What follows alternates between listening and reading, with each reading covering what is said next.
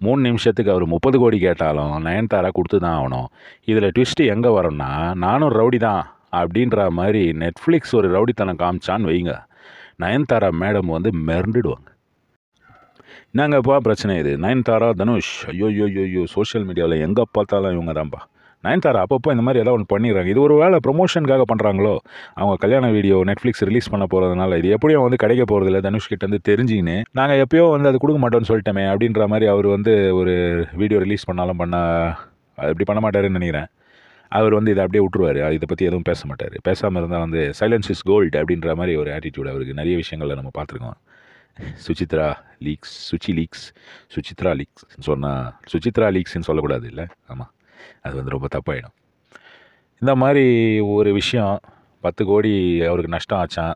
நானும் ரவுடி தான் படம் எடுத்த போது. ஏன்னா விக்னேஷ் சிவனும் நயன்தாராவும் அப்படியே க்ளோஸாக அப்படியே வந்து அவங்க வேனிட்டி வேன்லேயே உட்காந்துருப்பாங்க, பேசின்னு இருப்பாங்க.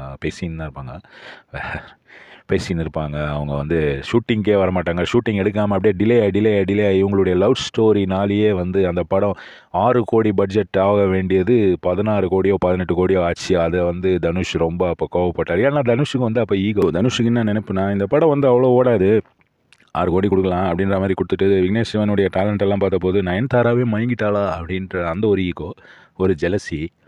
அப்புறம் வந்து படத்துடைய பட்ஜெட் இன்க்ரீஸ் ஆகிப்போச்சு. என்ன பண்ணுறது? படத்தை வந்து எப்படியாவது விற்றுணுன்ட்டு டிஸ்ட்ரிபியூட்டருக்கு கம்மி விலைக்கு விற்றுட்டார். 18 கோடியோ 20 கோடிக்கோ விற்றாருன்னு தான் நான் கேள்விப்பட்டேன். ஆனால் வந்து அவருக்கு 10 கோடி அந்த படத்தில் லாஸ் ஆச்சுன்ற மாதிரி சொல்கிறாங்க. எவ்வளோ தூரத்துக்கு உண்மைன்னு தெரியல. அப்புறம் அந்த படம் வந்தது. படம் பயங்கர சூப்பர் ஹிட்டாக போச்சு. டிஸ்ட்ரிபியூட்டர்ஸுக்கு பயங்கர படம். சரி, இதெல்லாம் நடந்து முடிஞ்சிச்சு. இப்போ என்னப்பா பிரச்சனை?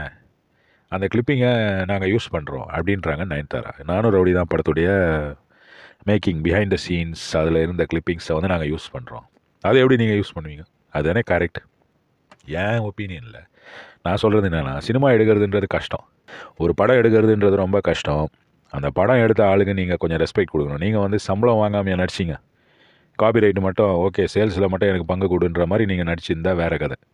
நீங்கள் வந்து அப்போவே சம்பளம் வாங்கி அதுக்கு மேலே நீங்கள் எக்ஸ்ட்ரா எவ்வளோ வாங்க முடியுமோ எல்லாம் வாங்கி முடித்து அதுக்கப்புறம் தான் அந்த படத்தில் நீங்கள் நடித்து ரிலீஸ் ஆகி அந்த படம் வெற்றி அடையும் போது அந்த வெற்றியுடைய ஃபுல் கிரெடிட்ஸை வந்து நீங்களே எடுத்துக்கணும்னு நினச்சா இது வந்து நடக்கிற விஷயம் இல்லைல்ல. அதான் பண்ண பார்க்குறீங்க நீங்கள் நயன்தாரா மேடம். ரொம்ப தப்பான விஷயங்க. அந்த ஆள் வந்து ஒரு வாய்ப்பு கொடுத்தாரு. தனுஷ் வாய்ப்பு கொடுக்கலன்னா போடா போடி மட்டும்தான் எடுத்திருந்தார் அப்போ விக்னேஷ் நினைக்கிறாமா. தனுஷ் தான் ஒரு பெரிய பிரேக் கொடுத்தாரு. சிவகார்த்திகேயனுக்கு பிரேக் கொடுத்தா மாதிரி இவருக்கும் அவர் பிரேக் கொடுத்தாரு. ஆனால் வந்து இவங்களுக்குள்ள அந்த ஒரு ப்ராப்ளம். அதுக்கப்புறம் இந்த படம் இவ்வளோ பெருசாக வெற்றி அடைஞ்சிருச்சு அப்படின்றது தனுஷுக்கு ஒரு மார்க்கிங் மாதிரி இருந்தது. அவர் வந்து கம்மி வேலைக்கு டிஸ்ட்ரிபியூட்டருக்கு விற்றுட்டாரேன்றது ஒரு ரிக்ரெட்ஃபுல் ஃபீலிங்கு. இன்னொன்று வந்து நயன்தாராவும் தனுஷும் ரொம்ப க்ளோஸாக இருந்தாங்க அப்படின்னு தான் சொல்லுவாங்க. அவங்க வந்து ஃப்ரெண்ட்ஸ் வித் பெனிஃபிட்ஸ் அப்படின்ற மாதிரி இருந்தாங்க அப்படின்னு சொல்லுவாங்க. அவங்க வந்து தனுஷ்கிட்ட அதுக்கப்புறம் அவ்வளோ பேசுறது இல்லை. கல்யாணம் ஆகிடுச்சு, போயிட்டாங்க. 2 குழந்தைங்கள எடுத்துட்டாங்க. எடுக்கல, ஏதோ டெஸ்ட் டியூப் பேபி ஏதோ பண்ணாங்க. இப்படி பல விஷயங்கள் நடக்கவே தனுஷுக்கு வந்து விக்னேஷை பார்க்கும்போதே ஒரு இரிட்டேஷன். அவனுக்கு வந்து எங்கெங்கெல்லாம் ஆப்பு வைக்க முடியுமோ அதெல்லாம் அவர் வச்சுன்னு தான் இருக்கிறாரு அப்படின்ற மாதிரியும் பேசுகிறாங்க. 3 நிமிஷத்து கிளிப்புக்கு நீ வந்து 10 கோடி கேட்குற, இது வந்து ரொம்ப தப்புன்னு நிறைய பேர் தனுஷை திட்டுறாங்க. ஆனால் நான் வந்து அதை ஒத்துக்க மாட்டேன். தனுஷ் மோசமான ஆளாக இருந்தாலும் நயன்தாரா மோசமான ஆளாக இருந்தாலும் இந்த பிரச்சனையை பார்க்கும்போது தனுஷ் பண்ணுறது கரெக்ட் மாதிரி தான் எனக்கு தோணுது. ஏன்னா இவங்க 2 பேரால் தான் அந்த படத்தில் அவருக்கு அந்த லாஸ் நடந்ததுக்கு காரணமே, அவர் லாஸ் நடந்ததுன்னு சொல்கிறாரு, அது உண்மையாக இருந்தால் அந்த லாஸுக்கு காரணமே இவங்க 2 பேர் தான். ஏன்னா இவங்க தான் வந்து அந்த படத்தை டிலே பண்ணவங்க. அந்த படம் எடுக்க முடியாமல் இவங்க எப்போ பாரு வேனுக்குள்ளே உட்காந்து கும்மி அடிச்சின்னு டீ குடிச்சின்னு அது வந்துட்டு ஸ்லிப் ஆஃப் த டங் ஆகிப்போச்சுன்னு நினைக்கிறேன். கும்மியெல்லாம் அடிக்கல, டீ குடிச்சின்னு நீங்கள் வந்து டைம் வேஸ்ட் பண்ணி அந்த ஷூட்டிங் வந்து டிலே ஆகி கட்சியில் வந்து அவருக்கு 6 கோடி பட்ஜெட் இருந்தது, 16 கோடி ஆச்சு. ஆனால் அவ்வளோ வாங்க ஆகும். ஒருவேளை அந்த 2 கோடி ரூபாய் இட்லி மாதிரி இருக்குமோ, இருக்கலாம். எப்படியோங்க ஒரு பிரச்சனைன்னு இது வேறு ஓடி நிற்குது சோஷியல் மீடியாவில். அப்படியே எங்கே பார்த்தாலும் ஒருத்தராக எக்ஸ்பிளைன் பண்ணுகிறாங்க. சரி, நம்மளும் எக்ஸ்பிளைன் பண்ணலாமே ஒரு வித்தியாசமாக அப்படின்னு நினச்சேன். என்னுடைய ஒப்பீனியனில் 2 பேருமே வந்து ஒரு மாதிரி ஒரு டிஃப்ரெண்ட்டான ஆளுங்க. இவங்க 2 பேரையுமே வந்து நீங்கள் வந்து எந்த விஷயத்துலையுமே நம்ப முடியாது. நம்ம வந்து என்னுடைய ஒப்பீனியனில் இவங்கள வந்து நம்ம ஸ்க்ரீனில் பார்த்தோமா விட்டோமான்னு இருக்கணும். இவங்க பர்சனல் லைஃப்குள்ளே போகிறது, இவங்கள வழியில் பார்க்கும்போது போய் சார்ன்றது, மேடம்ன்றது, போய் ஃபோட்டோ எடுக்கிறது, இந்த மாதிரி விஷயம்லாம் பண்ணும்போது இவங்களுக்கு கோவம் வர்றது, இவங்க பர்சனல் லைஃப்குள்ளே வந்து நம்ம என்ட்ராவை பார்க்குறது, நம்ம வந்து அவங்க ஏன் இப்படி பண்ணாங்க, கார்த்திக் வந்து இப்படி இருந்தார், இவரும் அவரும் கேவா, அதுவா இதுவா, இந்த மாதிரி விஷயங்க. தனுஷ் வந்து இப்படி பண்ணார், தனுஷுக்கும் நயன்தாராவுக்கும் கான்டாக்ட் இருந்தால் இதுவா, இந்த மாதிரி விஷயங்கள்லாம் நம்மளுக்கு தேவையில்லாத விஷயம். அதுதான் என்னுடைய ஒப்பீனியன். தனுஷ் வந்து அவருடைய ப்ரொடக்ஷனில் இருக்கிற படம் அது. அவர் காசு போட்டதுனால அவருக்கு அந்த வலி இருக்கும். 3 நிமிஷத்துக்கு அவர் 30 கோடி கேட்டாலும் நயன்தாரா கொடுத்து தான் ஆகணும். இதில் ட்விஸ்ட்டு எங்கே வரும்னா, நானும் ரவுடி தான் அப்படின்ற மாதிரி நெட்ஃப்ளிக்ஸ் ஒரு ரவுடித்தனம் காமிச்சான்னு வைங்க, நயன்தாரா மேடம் வந்து மிரண்டுடுவாங்க. நயன்தாரா மேடமுடைய கேரியரே கூட க்ளோஸ் ஆகிடும். அதெல்லாம் ஆக போகிறது இல்லை. இதில் வந்து ஒன்றுமே இல்லை. இப்போ வந்து நெட்ஃப்ளிக்ஸ் வந்து ரிலீஸ் பண்ண போகிறாங்க. அப்போது ஒரு அட்வர்டைஸ்மெண்ட் ஆகிட்டுமே, எல்லாரும் வந்து அதை பார்க்கட்டுமே அப்படின்றதுனால, இனி அந்த கிளிப்பிங் இல்லைனா கூட ஒன்றும் பிரச்சனை இல்லை. எல்லாரும் வந்து வெளியே போய் யூடியூப்லேருந்து அந்த கிளிப்பிங்கை பார்த்துருவாங்க. நெட்ஃப்ளிக்ஸ்லேயே பார்க்கணுன்னு இல்லைல்ல. அந்த மேக்கிங் வந்து யூடியூப்லேயோ வேறு ஏதாவது வெப்சைட்லேயோ எங்கேயாவது பார்த்துட்டு, அதெல்லாம் வந்து இப்போ தனுஷ் பிளாக் பண்ணணும். அதை வந்து ஃபுல்லாகவுமே டெலீட் பண்ணணும். ரொம்ப வேலை பார்க்க வேண்டியிருக்கும் தனுஷ். ஏன்னா மூலத்தனமான வேலைங்க இது. முட்டாள்தனமான வேலை இல்லை, மூலத்தனமான வேலை ஒன்று செய்துட்டாங்க நயன்தாரா.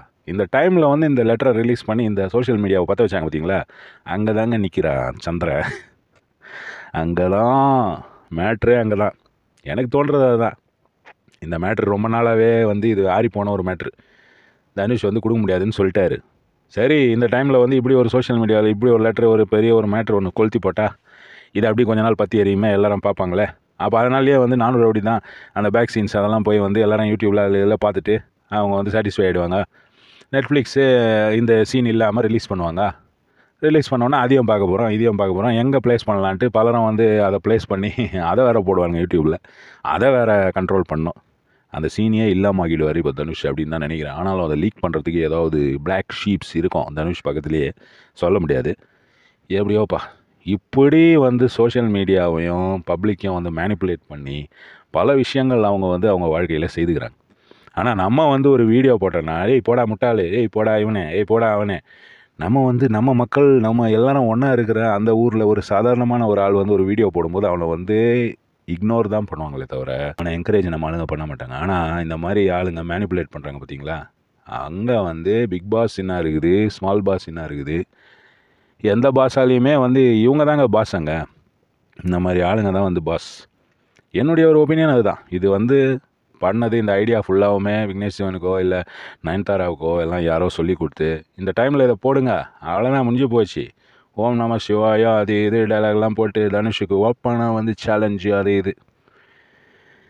ஏன்பா இப்படியெல்லாம் பண்ணுறீங்க, நாங்கள் எல்லாம் முட்டாளா, எப்படியோப்பா எல்லாம் நல்லா பண்ணுறீங்க. ஆனால்